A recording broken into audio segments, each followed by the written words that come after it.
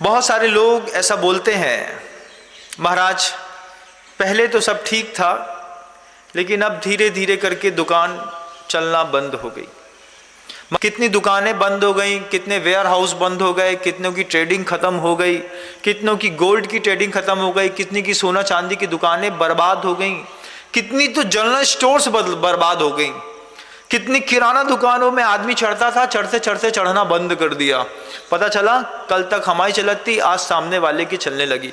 Policy क्या है general store चलाने वाले कि जनरल स्टोर कैसे बर्बाद होती हैं, कोई हमसे पूछे हम जानते हैं।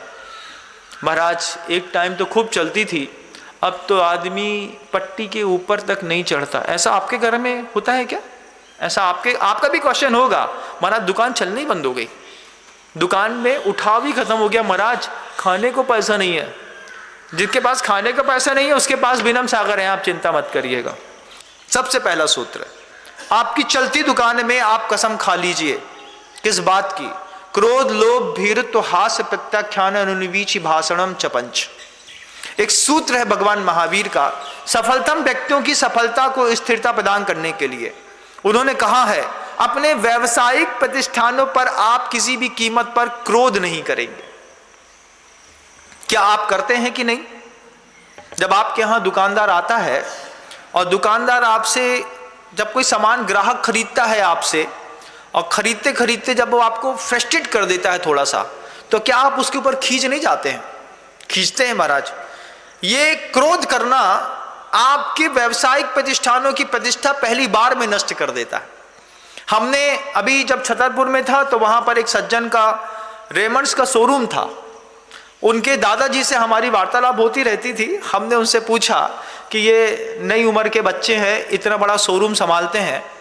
उनके दादाजी ने बड़ी अच्छी बात कही, बोले महाराज हमारे नाती जो है वो इतना माल दिखाते हैं सामने वाले को, खूब माल दिखाते हैं, लेकिन अगर ग्राहकी लेकर के नहीं जाता है तो मजाल है कि दोनों नातियन के मुंह में तनिक सी भी मलिनता आ जाए।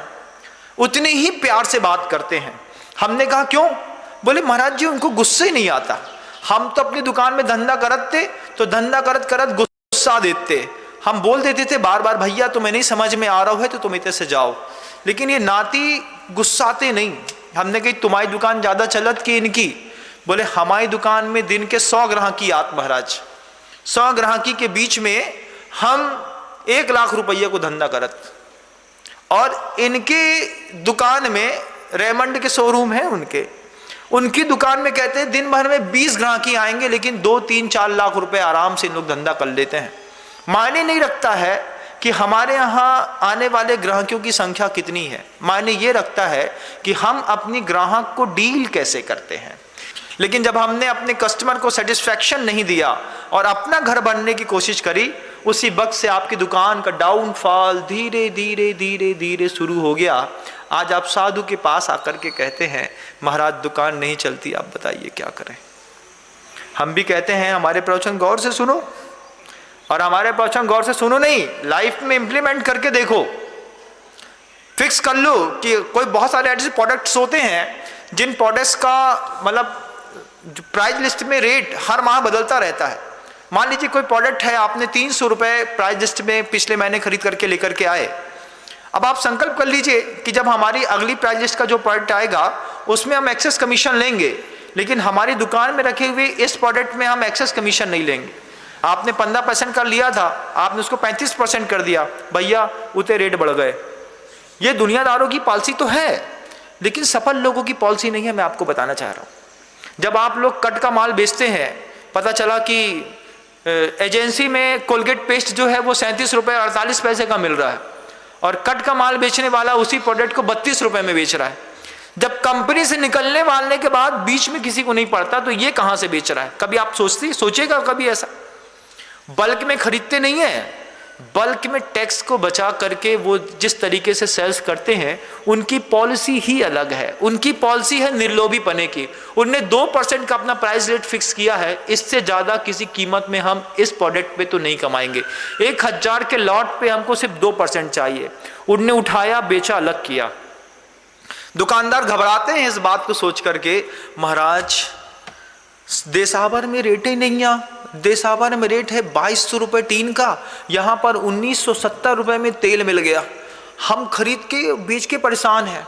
वे वहाँ पर कंपनी में फ़ोन लगा कर पूछते हैं शक्कर का बोरा 4230 रुपये का, जे हमारे घर के अंदर 4100 रुपये में ला करके दे करके बोल के जा रहा है कि 1 महीना बाद पैसे दियो, हमें कोई दिक्कत नहीं। उसमें भी वो 100 रुपये कमा रहा है। महाराज क्या करता है वो?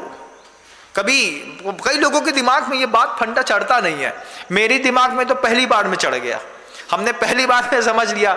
बनिया आदमी तो पहली बार में पकड़ता है कि पैसा कैसे कमा रहे हैं, क्यों कमा रहे हैं, इसके पीछे की पॉलिसी क्या है। लेकिन आपकी पॉलिसी क्या है? आपकी पॉलिसी है 100 रुपये का माल है, इनमें जब तक हम 70 न कमा लें। कुछ लोग तो 100 में 100 कमावे के चक्कर में पड़े रहे। दुकान कैसे चलेगी भाई? और क्यों चलेगी? क्यों चलेगी? मतलब आज बिजनेस करने के लिए दुकान खोल करके बैठने की जरूरत नहीं है। आज आप किसी गांव में, देहात में, किसी गोदाम में चुपचाप माल धर के बैठे रहिए और अपने कंप्यूटर, एंड्रॉयड वगैरह में वो जो बटन दबाते हैं उसमें नेट वगैरह से कुछ करते रहिए। आप देखिएगा पूरी दुनिया के ऑर्डर्स आपके पास आएंगे, बस आपका प्राइस सही हो। वो प्राइस सही कैसे होता है? जब सामने वाले की पॉलिसी बिना लोभ किए अपने प्रोडक्ट को बेचने की होती है। आपकी पॉलिसी कैसी है? आपने एक साड़ी का पैकेट खोला, खोलते साथ डरा दिया, एक बार कसने के बाद साड़ी वापस नहीं होगी, अब तुम्हें लेना है तो लो, नहीं लेना है तो नहीं लो। कई बार डिसीजन पावर नहीं रहते हैं। कई बार ऐसा लगता है माँ बहनों को कि उधर पे अच्छा दिखता है, घर आकर के उनको सेटिस्फेक्शन नहीं मिलता। लेकिन आपने शुरुआत में डरा दिया। अब जैसे ही आपने अपने कस्टमर को डराया, चाहे हॉस्पिटल में डराया हो, चाहे साड़ी के शोरूम में डराया हो, चाहे जनरल स्टोर में डराया हो, एक सड़ी सी 5 रुपए की पन्नी होती है, 2500 रुपए 150 रुपए का एक मशीन आती है। मान लीजिए सामने वाले ने पैकेट खोल भी लिया है, तो भी हम चाहें तो अरे तुमने अब खोल ली, अब जो वापिस ना हुई है, तुमने बोला ना, ऐसा बोला कि नहीं बोला?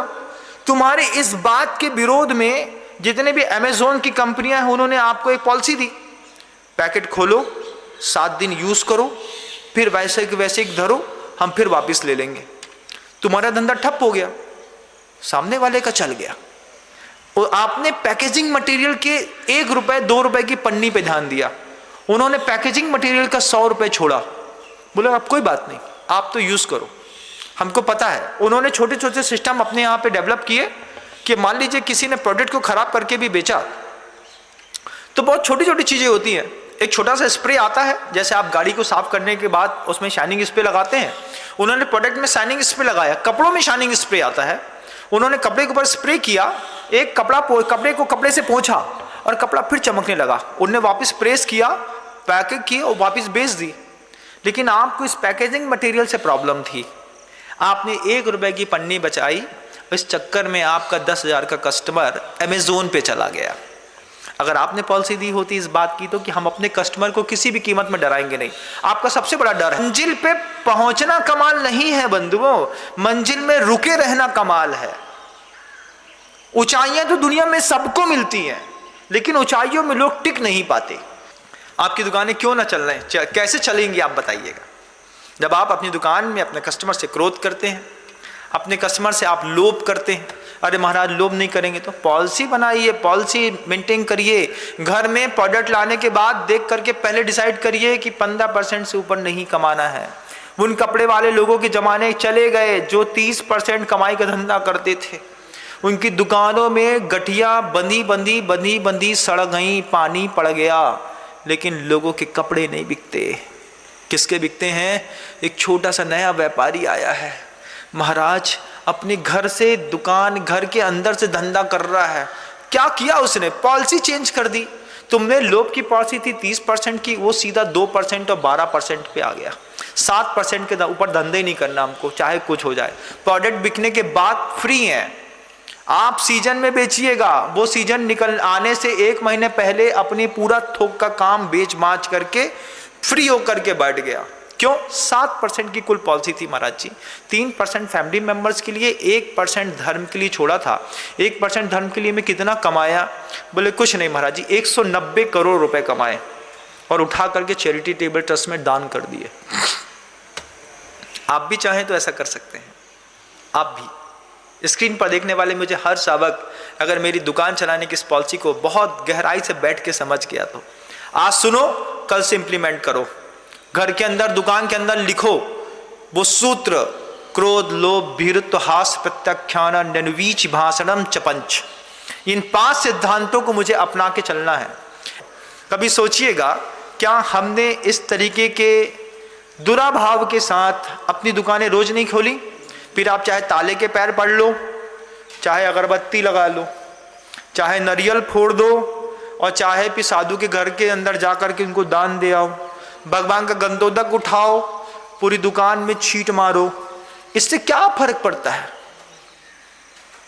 फर्क भगवान महावीर स्वामी के जिस बात से पड़ना चाहिए था, उस बात से अगर आपको फर्क नहीं पड़ता है तो आपके माथा टेकने से, नारियल फोड़ने से, अगरबत्ती लगाने से, मंदिर बनाने से, पुजारी बुलाने से, ओझा को लगाने से, नींबू मिर्ची टांगने से कोई फर्क नहीं पड़ता। रे बाबा, क्या समझ में आ रही बात को? आ रही क्या है?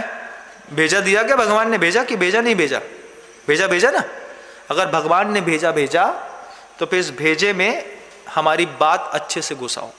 आपने उस सत्वासूत के सूत्र को यह समझ करके छोड़ दिया कि महाराज जी के बस की बात थी, महाराज जी को पालन करना है, उनको काम आए, हमारी तो हमारी मर्जी से चले भैया। अंधेर नगरी चौपट राजा, टका शेर भाजी, टका शेर खाजा। दुकान खप गई, अब नहीं चले, कल से फिर चल है, लेकिन विश्वास को जमाने में वक्त लगता है।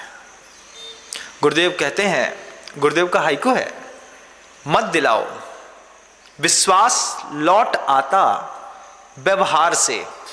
गुरुदेव कहते हैं, अगर अपनी दुकान में दोबारा भीड़ इकट्ठी करनी है तो सबसे पहले अपना व्यवहार बदलिए। व्यवहार बदलेगा तो विश्वास बदल करके, जैसे पड़ोसी के घर में जाकर के खड़ा हो गया है, पुनः आपके घर में आकर के खड़ा हो